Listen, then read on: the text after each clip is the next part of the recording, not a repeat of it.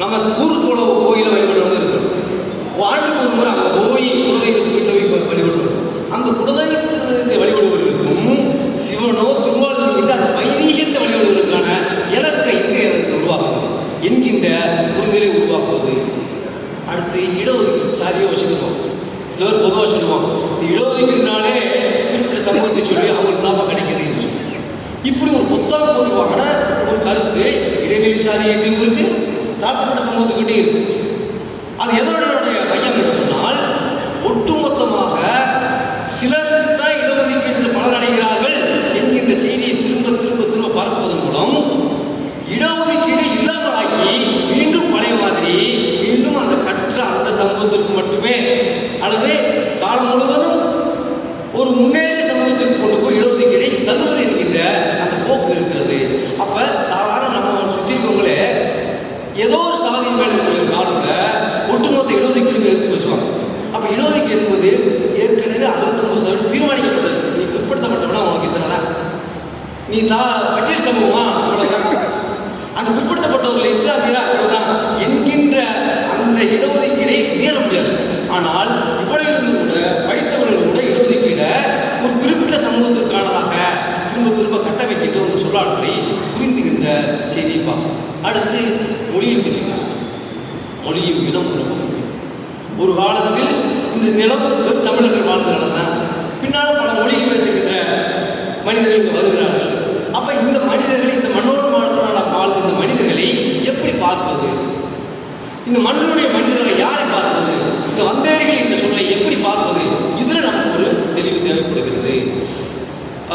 இந்த மண்ணோடு கலந்து வீட்டில் கூட அவங்க மொழி பேசலாம், ஆனால் தன்னை தமிழராக உணர்கின்றவர்களை எப்படி பார்ப்பது என்கின்ற புரிதலில் முரண்பாடு இருந்து கொண்டே இருக்கிறது.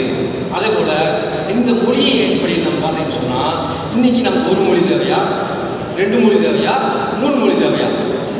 இதுலேயும் மிக முன்னு அரசியல் இருக்கிறது.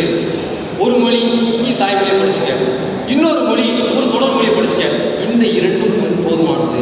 சரி, 3வது மொழி என்கின்ற சமஸ்கிருதத்தையோ இந்தியோ சொல்லுகின்ற பொழுது அப்பாவியாக நம்மை சுற்றி இருக்க மனிதர்கள் என்ன நினைக்கிறாங்களா, ஏங்க அன்னார் பேரன் தான் அதை படிச்சு அங்கே போயிட்டேன், இன்னார் கூட அதை படிச்சிருச்சு, ஏன் நம்மை படிக்க வைக்கக்கூடாது என்பதற்காக என்கின்ற ஒரு திட்டமிட்ட ஒரு விஷம அது அடிப்படை என்ன என்று சொன்னால், நீ பிறந்த மொழியை பேசு, அது அடிப்படை. நீ தொடர்பு கொண்டு வைத்துக்கொள். வெளிப்படையாக சொல்கிறோம், இந்தியாவில் சமஸ்கிருதத்தையும் இந்தியை ஏன் புறக்கணிக்கிறோம் என்று சொன்னால், ஆங்கிலம் என்கின்ற பொதுமொழி வந்துட்டா அது ஹிந்திக்காரனுக்கும் 3வது மொழி, தமிழனுக்கும் 3வது மொழி, குஜராத்திக்கு 3வது மொழி, ஆந்திராக்காரனுக்கு 3வது மொழி. அப்போ போட்டி ஒரே மாதிரி இருக்குது. அவரோட தாய்மொழியை வச்சுக்க, 3வது மொழி என்ன புதுசாக படிச்சு போட்டி வச்சுக்க. ஆனால் இந்தியையோ சமஸ்கிருதத்தை கொண்டு வருகின்ற பொழுது அந்த இந்தியை தாய்மொழியாக படித்தவர்கள் போட்டி நம்மளை முந்தினாங்க, நம்ம சிறுபான்மையாக மாறிக்கிறோம். அப்போ அந்த மொழி அதிகாரத்தில் நிறுவுகின்ற மறைமுக நுண் அரசியலை பிரித்து பார்க்க வேண்டியிருக்கிறது. அதே போல இந்த சிறுபான்மை பெரும்பான்மை என்பதில் மிக நுணுக்கமாக நம்ம யோசிக்க வேண்டியது. இவங்க எதற்கெடுத்தாலும் சிறுபான்மை ஆதரிப்பாங்க, எதற்கெடுத்தாலும் அவங்க சாதி ஆதரிப்பாங்க, எதற்கெடுத்தாலும் அவங்க ஆதரிப்பாங்க என்கின்ற பொழுது ஒரு மனித தன்மை என்பது என்ன சொல்லுவாங்க, மொழி சிறுபான்மை இருக்கிறாங்க, இன சிறுபான்மை இருக்கிறாங்க, சாதியான சிறுபான்மை இருக்கு, மத சிறுபான்மை இருக்கு. மனித உளவியலில் சிறுபான்மை என்கின்ற அந்த உணர்வு தருகின்ற பாதுகாப்பு இருக்குல்ல, அது ஒரு உணர்வானது. பெரும்பான்மை என்பது ஒரு பண்பாட்டு முதலீடு.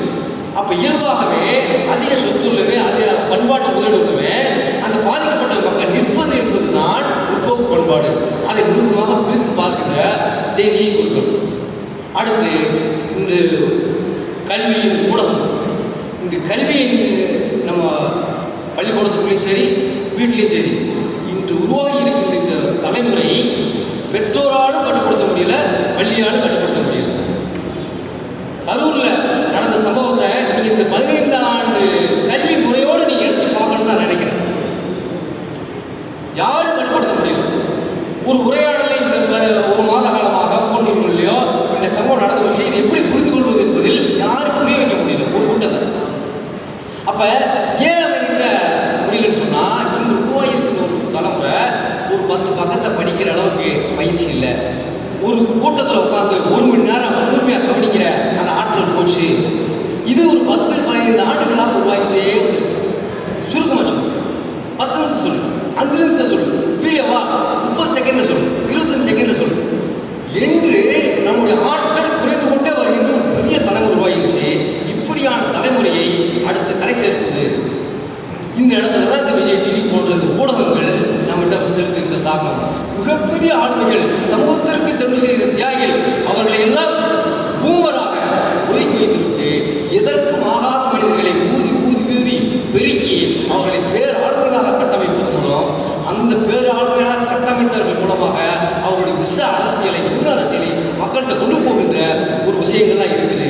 இவற்றை எல்லாம் புரிந்து பார்க்கின்ற தன்மையில் நாம் இருக்க வேண்டும். இந்த அறிக்கையில் இதில் நம்ம தேனி மாவட்டம் எந்த இடத்துல இருக்குது, நம்ம சாதியாக நாம் என்னவா இருக்கோம், மதமாக நம்ம என்ன இருக்கோம் என்பதற்கான குறிப்புகளெல்லாம் இதில் இருக்கிறது. தமிழ் சமூகத்தில் தேனி மாவட்டத்திற்கு என்ற ஒரு தனித்த இடம் இருக்கிறது. பண்டைய தமிழ் சமூக வரலாற்றை நீங்கள் எடுத்து பார்த்தீங்கன்னு சொன்னால் தமிழ் சமூகத்தினுடைய எழுத்து பண்பாடும் கல்வி பண்பாட்டுக்கு இருக்கிற ஒரே ஆதாரம் தேனி மாவட்டம் புலிமான் குகை.